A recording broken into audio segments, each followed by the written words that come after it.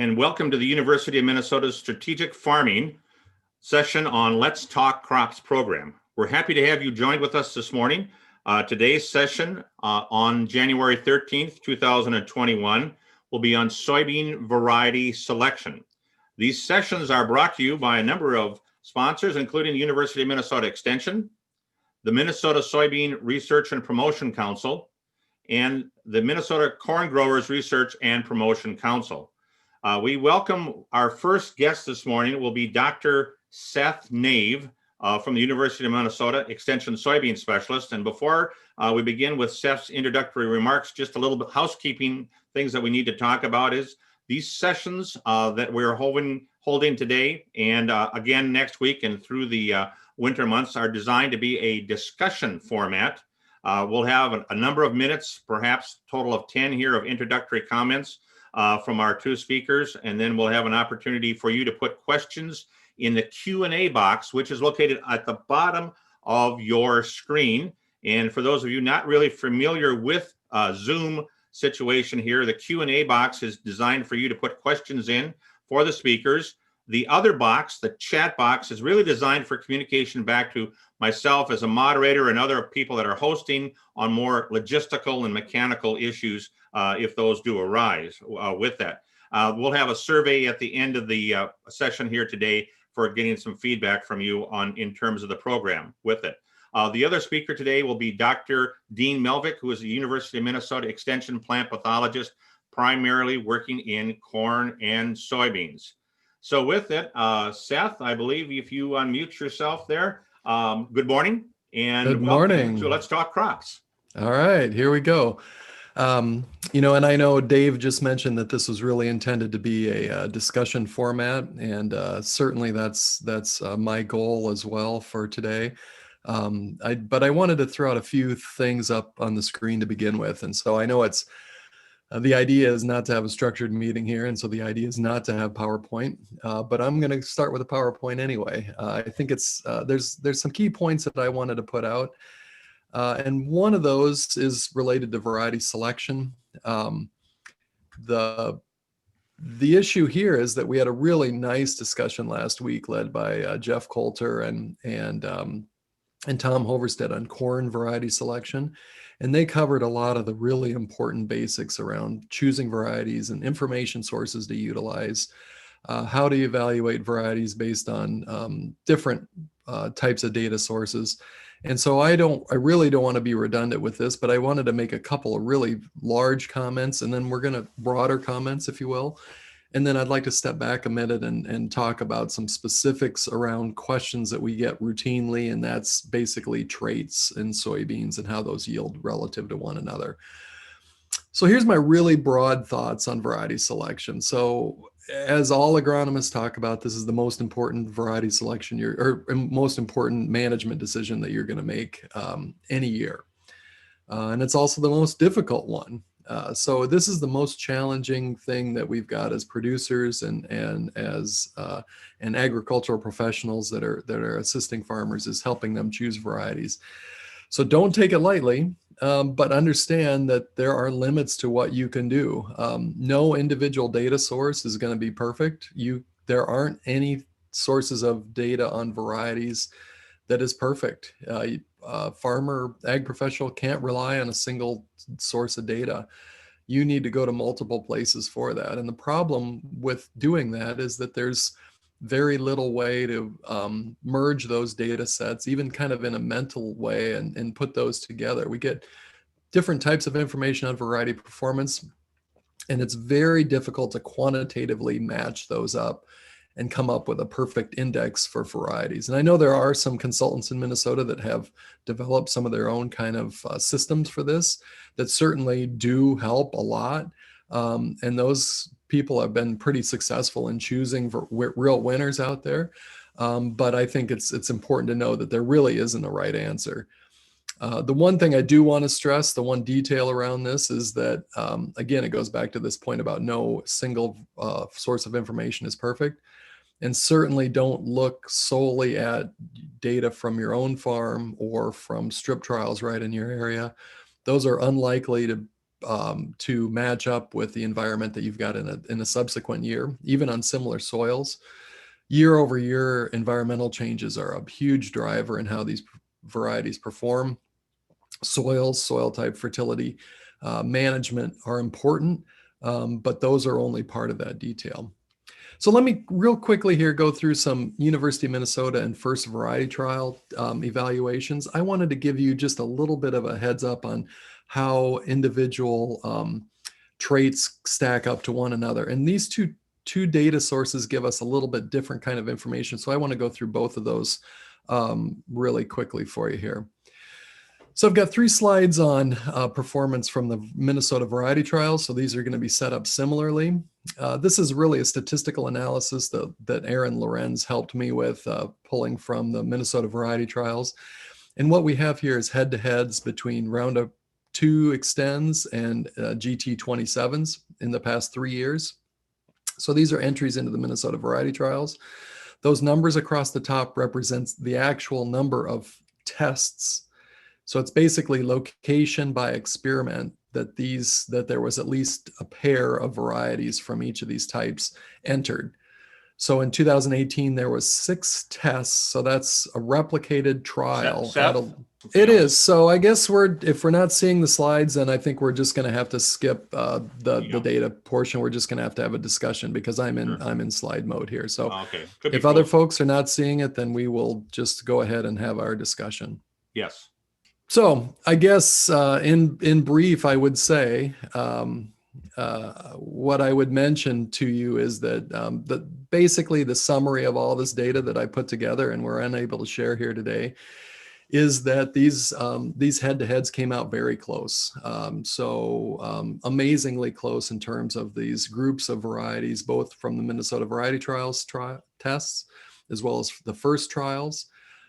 These groups of varieties based on herbicide traits basically were in a couple bushel yield parity from one another.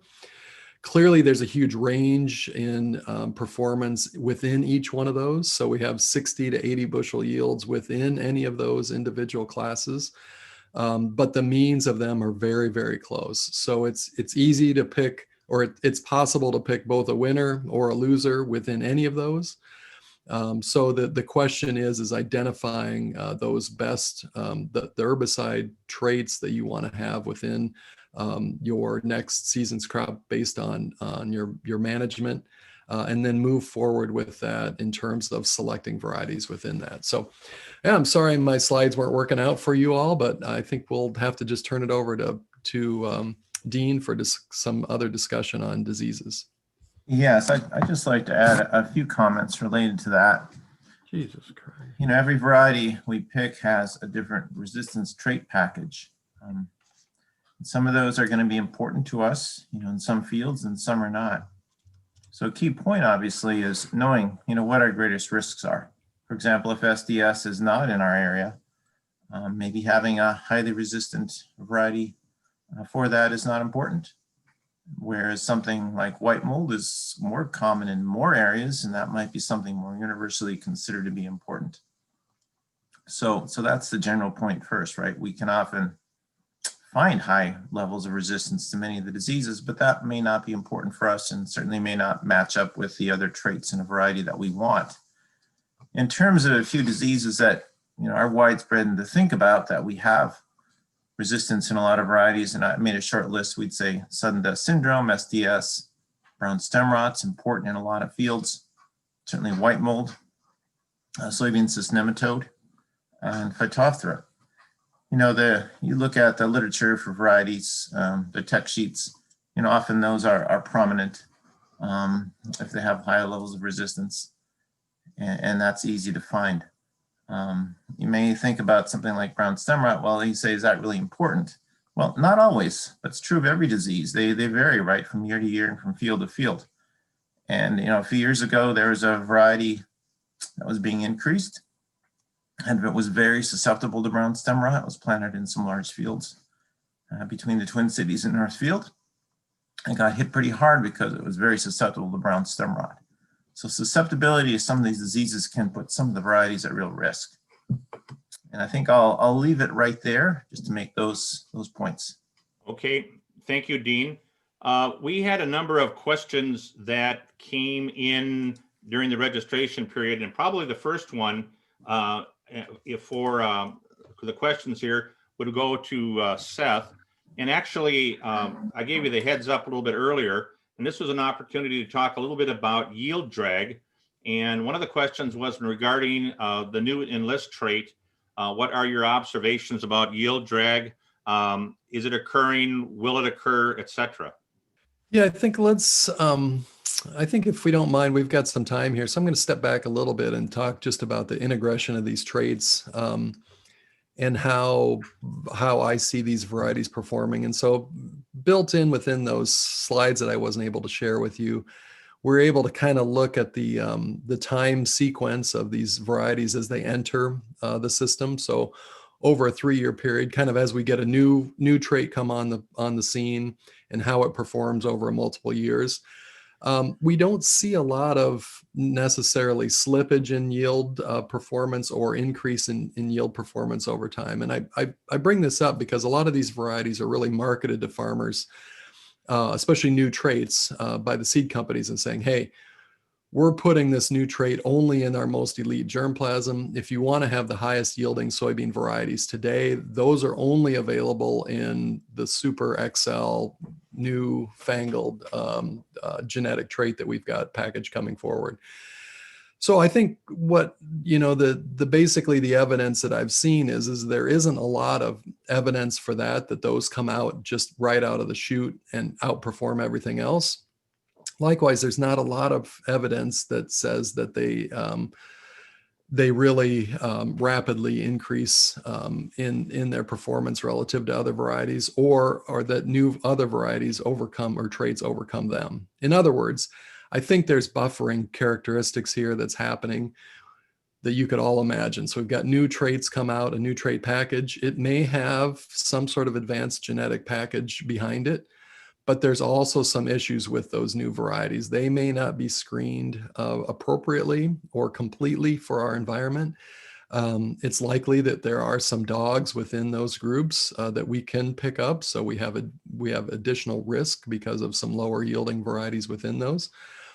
On the other hand, as they hang out in the marketplace, we're going to probably sieve those out, and we're going to identify which of those varieties don't do well. And the companies are going to advance traits that do better within our environment.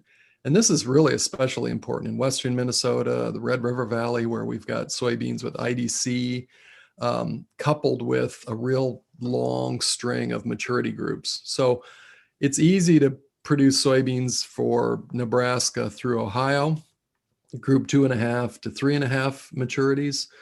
They all we have very, very similar kind of production environments. But when we get into Minnesota and North Dakota, we have a very unique set of environments in a very narrow maturity range. And therefore, the companies just have a little bit more trouble getting all of the right package of genetics behind those. And so those new varieties tend to slip a little bit, especially as we go further north. And farmers have noticed this all the way back since 1987 when the first Roundup Readies came out. So I went through a bunch of stuff there, but I hope that covers the big slice of it. Okay.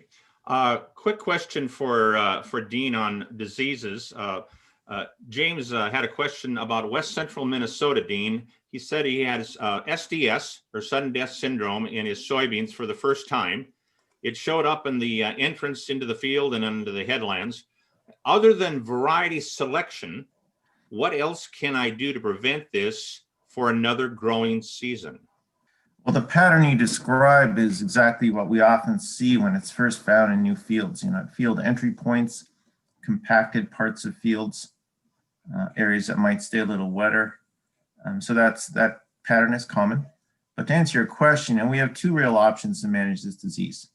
We have choose a resistant variety like we talked about, and that may or may not be available in a trait background that you want.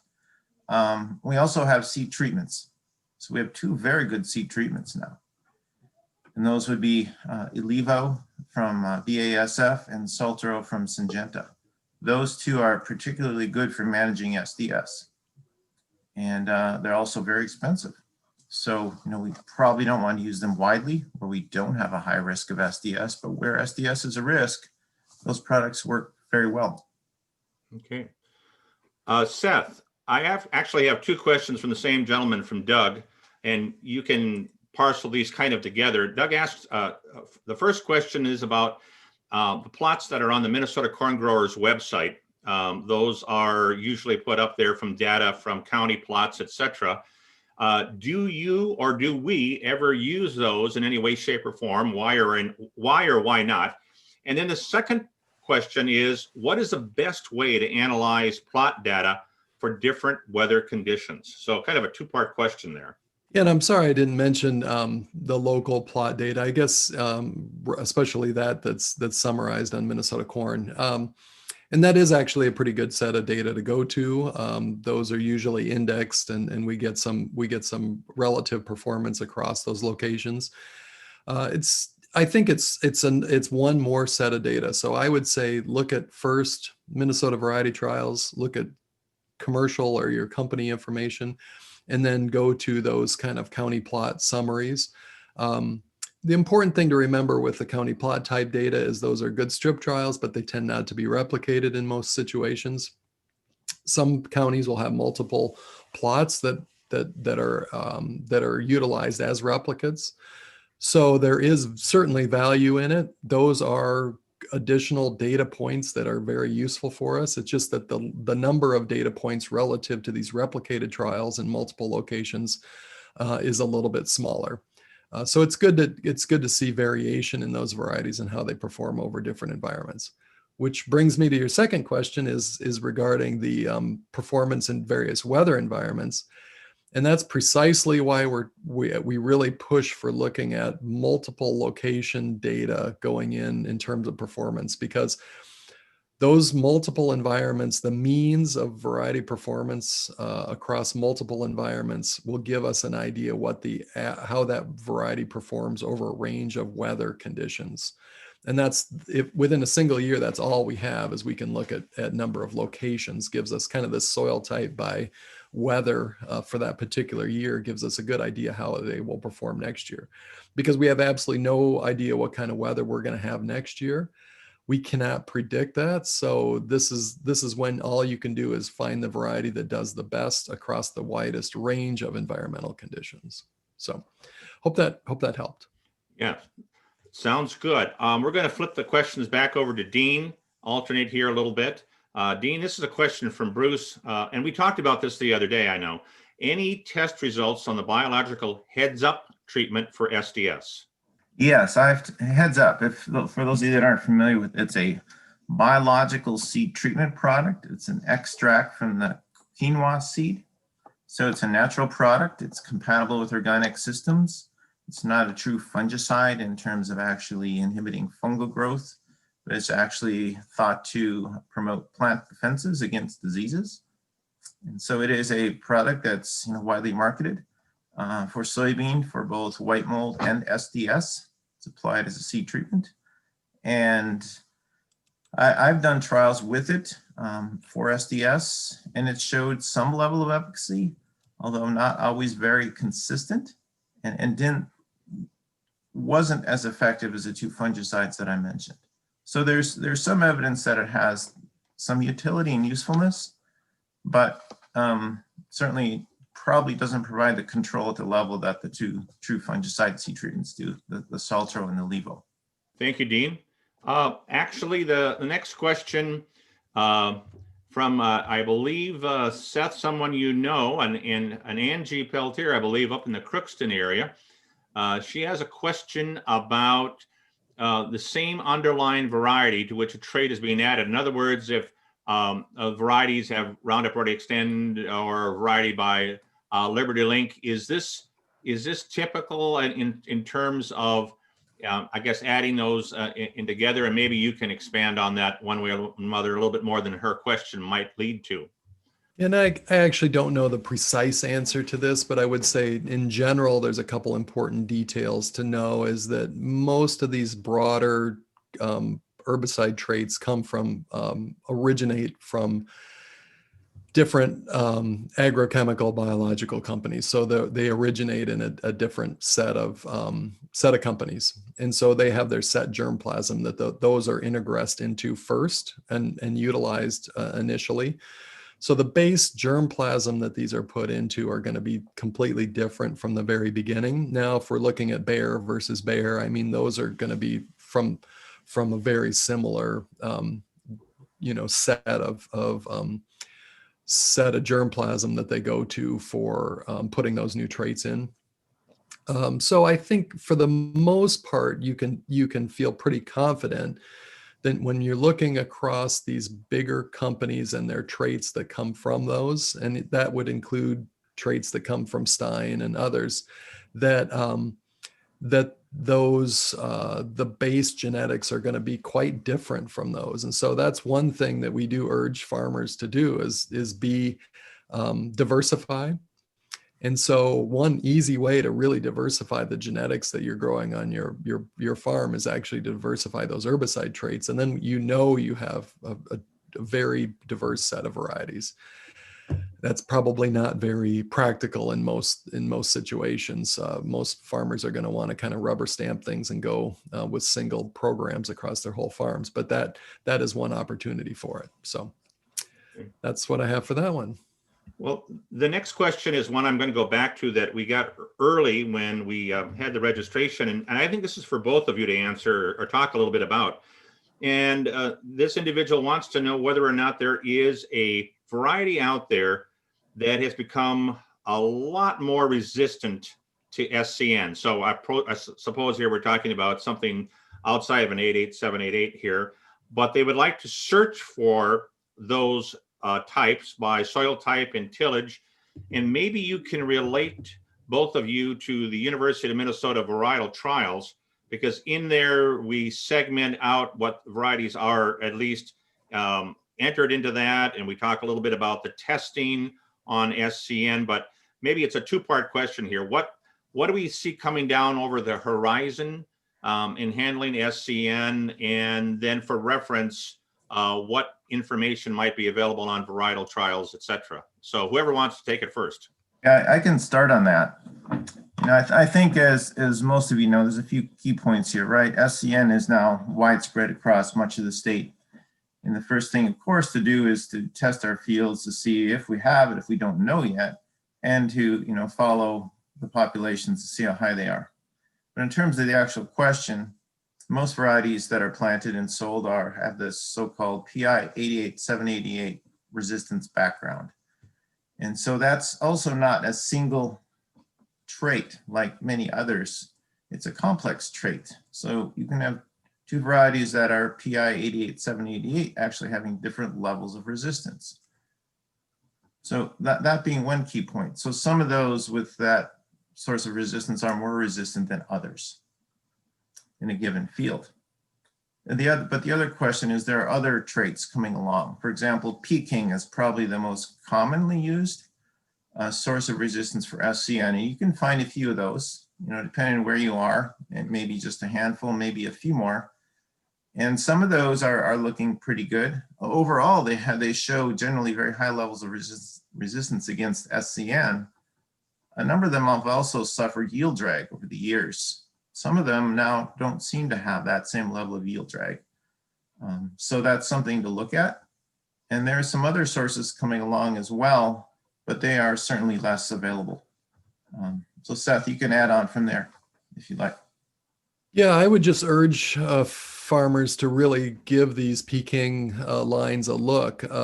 We've done a number of trials over the past few years looking at SCN in the field with both 88788 and Peking.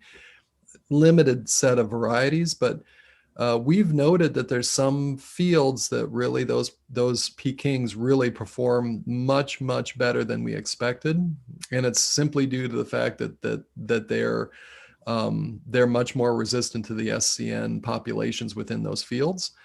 And it wasn't always even very evident for us from looking at SCN numbers, or even in some cases, even a HG test of those fields didn't necessarily tell us that a Peking would necessarily do well in those fields. So this is the part that's, gets to be a little bit tough for me as an extension specialist, is how to recommend these things. And I'm not encouraging farmers to do all their own on-farm testing, but I would encourage farmers to try some Peking varieties and see how they perform. There are going to be some situations where the Pekings will do really, really well based on the type and the population of SCN that farmers have in their fields. And so I would give them a try. And as Dean mentioned, there are lots of new Pekings this year. I think we've seen that I think we've kind of broken a little bit this through this yield drag.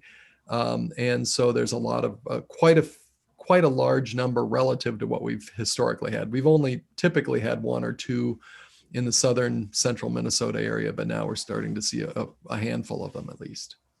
We have kind of a follow-up question here. Dennis has one, and I maybe put you folks on the spot a little bit, both of you.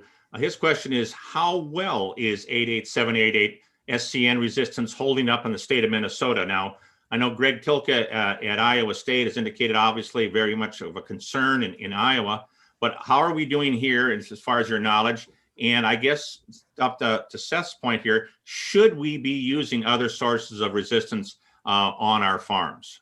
Do you want me to go first, Dean? Okay, I'll hit it first. So You can go first, sure. I would, yeah, and then you can clean up after me. So I would say relative specifically to the question about Tilke's data in Iowa, we have supporting data for that in Minnesota.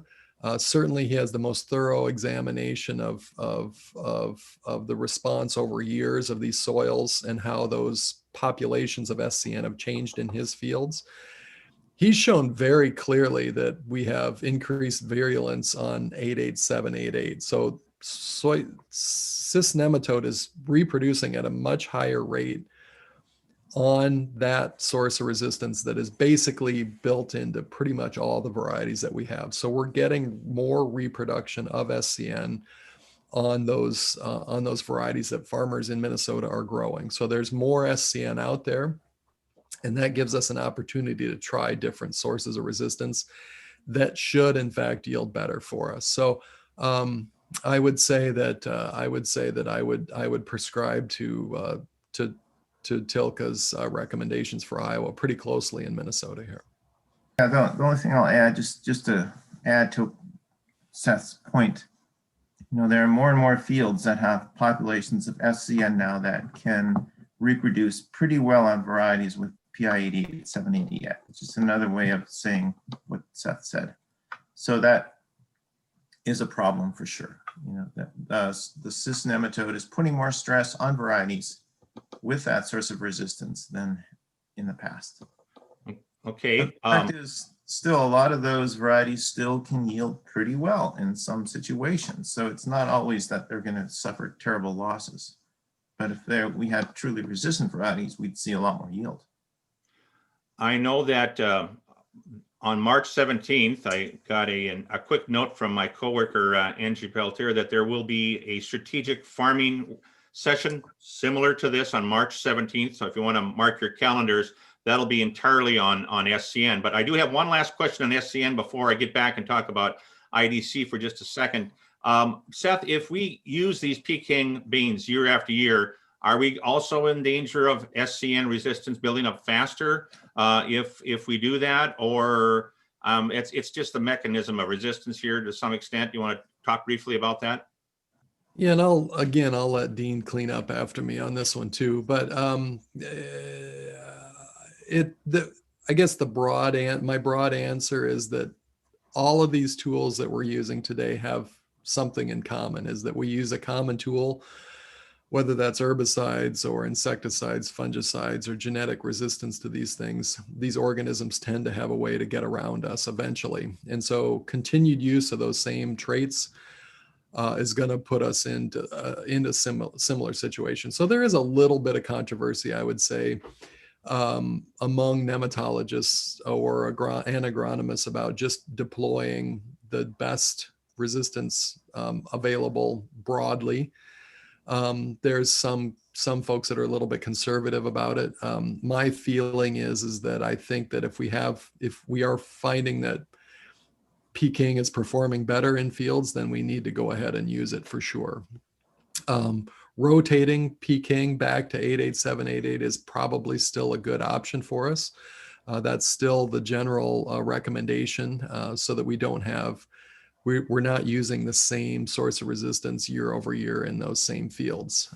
But again, I'll let Dean maybe clarify a couple of those points. I think that clarified it and answered it pretty clearly, I think, Seth. I don't think I have anything to add. Okay.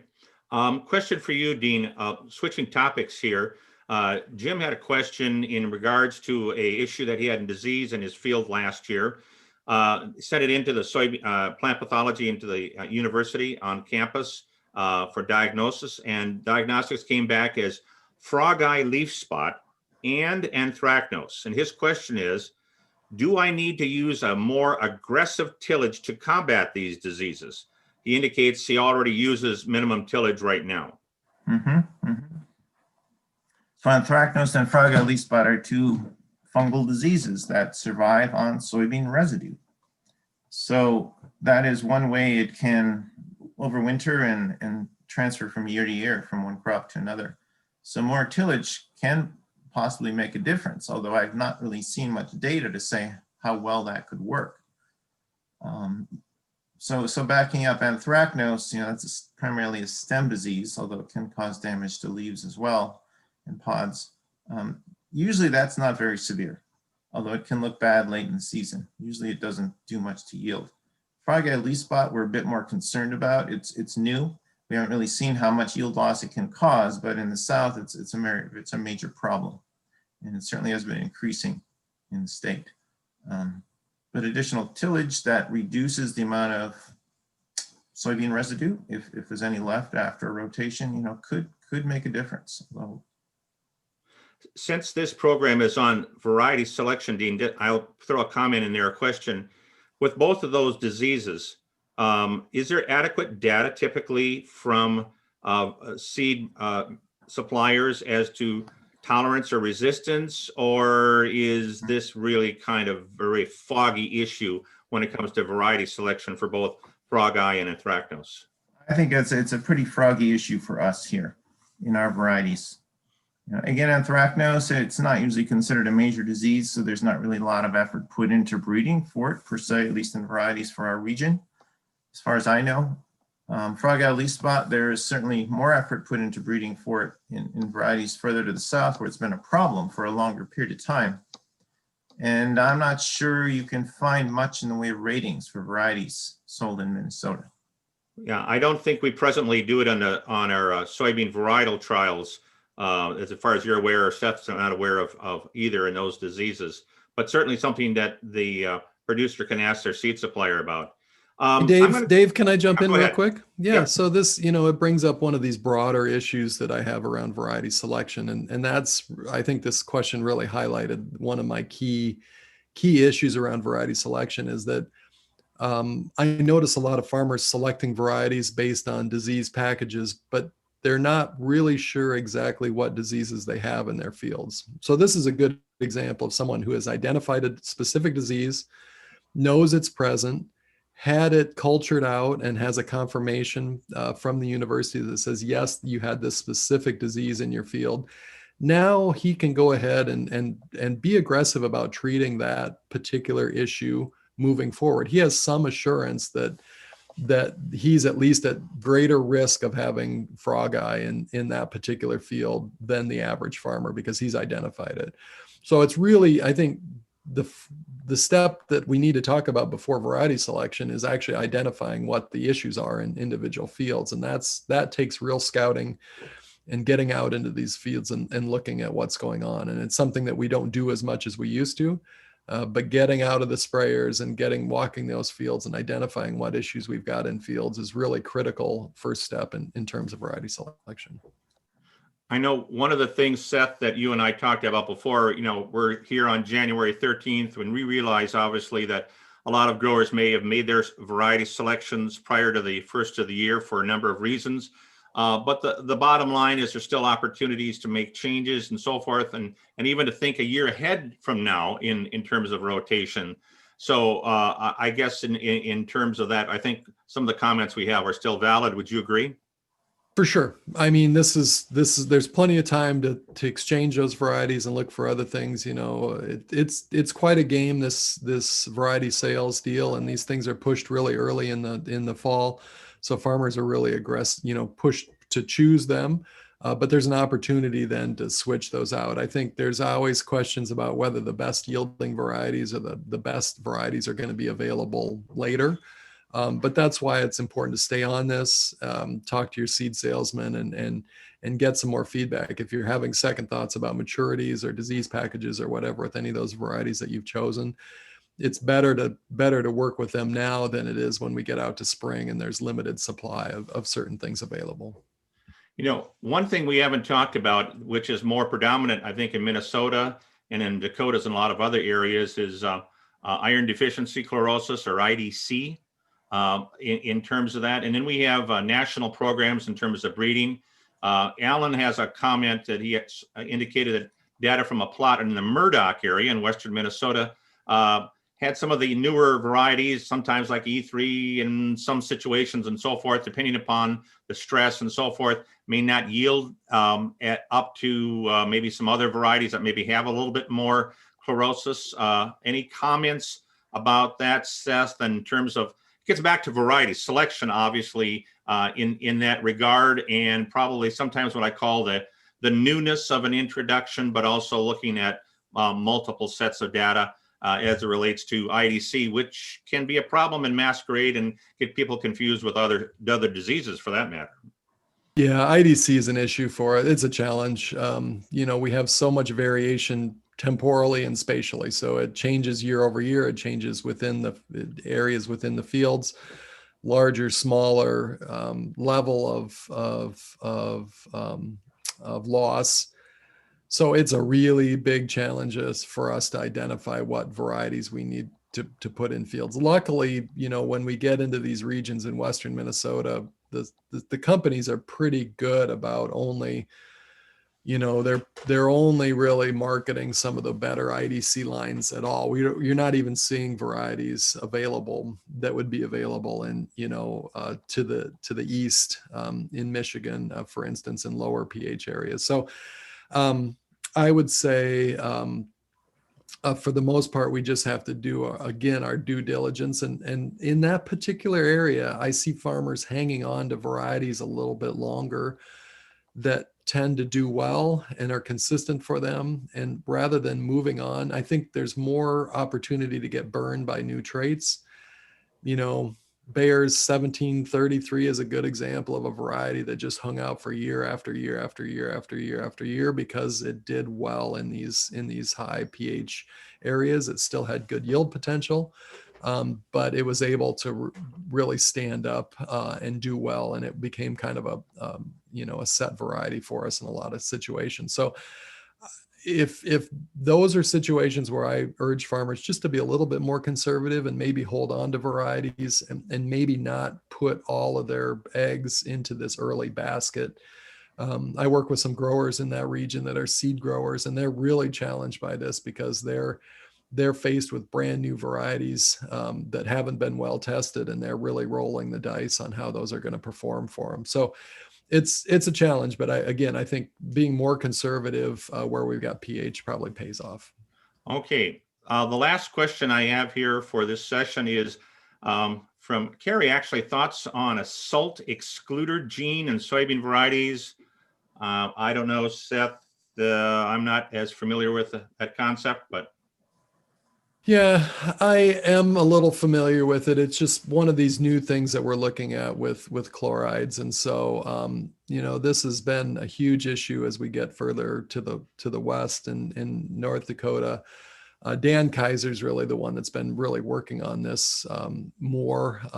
There's a lot of questions on around this, and this is kind of a new area for us, and so there isn't any clear answer. We don't have clear answers for folks right now on the excluder genes at this point. I guess I can't give any kind of clear recommendation on that today. Okay.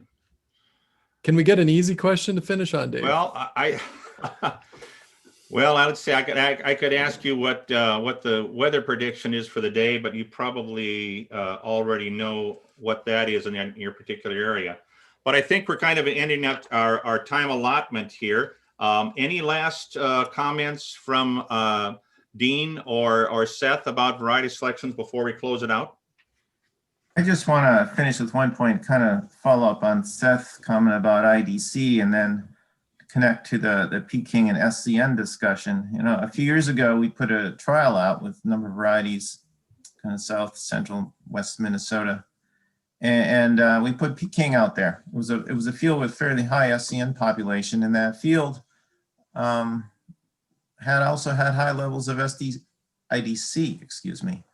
And so the Peking looked good against SCN, meaning SCN didn't really reproduce on the roots, but it just was nailed by IDC. So here's a variety that we might have put out to manage SCN, but of course it was nailed by another problem. So we have to look at the balance of all these issues and see which might be most important. Anything else at this point that you have? I think Dean's comments is perfect. And I would add on to that one more that we always get that didn't come up today at all is white mold. And this is, you know, I think the other issue that farmers really need to look carefully about is real yield losses in fields and real risk. We tend to look at things like IDC on one side of the state or white mold on the other side of the state as really the defining issues in terms of production. But these more silent yield robbers like SCN that we don't see and that we're not cognizant of are probably much larger. And so it's important to keep all these things in context. And I know it's really tough to judge when you see something that's so visual like white mold or like IDC, but there are other troublesome issues as well. And so we have to keep it all in context. And then lastly, I guess I'd like to add on just on top of this is that overall yield is a summary, performance in these trials is a summary of how these varieties do across a range of environments, including under stress. And so that yield potential of those varieties, those are in real field conditions. They may be a little bit more optimum than some fields, but performance of varieties in these variety trials tests are really, that summarizes that yield potential of that variety across a range of environments, including stressful environments. So the best single number we have is still yield for sure. Okay. Well, thank you both, Seth and Dean, for your time today. And if folks I know have questions, they can probably catch you on email at the University of Minnesota website. And in that situation with that, we hopefully got to most of the questions and Q&A box that were there today. The sessions that we had today and last week are being recorded, and in the future, there is a list of sessions available on, and I think Phyllis, if you want to put this in at z.umn.edu/strategic farming, or you could go and look at those a list of upcoming programs that we're going to have coming up here through the month of March. So I want to say thanks again, and thanks to our sponsors, Minnesota Soybean Research and Promotion Council and the Minnesota Corn Research and Promotion Council for their support for these weekly sessions. Immediately following, we are going to have an opportunity for you to have a real brief survey. I know I'm like everyone else, you don't like long surveys. These are very short, just a 3-question survey. So if you could at least just take a minute and fill that out and give us some feedback, that would be great as we go forward here. Our next session will be coming up here always on Wednesdays for you to take an opportunity in terms of that. That will be on herbicide technology traits, what to use, when, where, and how. Our new extension weed specialist, Dr. Devlin Serengi, will be available, and also Dr. Tom Peters, who is the extension sugar beet agronomist for North Dakota State University as well as the University of Minnesota. But a good opportunity to dive into these herbicide technology traits and how they might be able to be used on your farm and situation with that. So that is our presentation for the day in terms of that. If you have any other questions, please let us know. Otherwise, thanks again for your opportunity and your patience here this morning as we go through these weekly programs.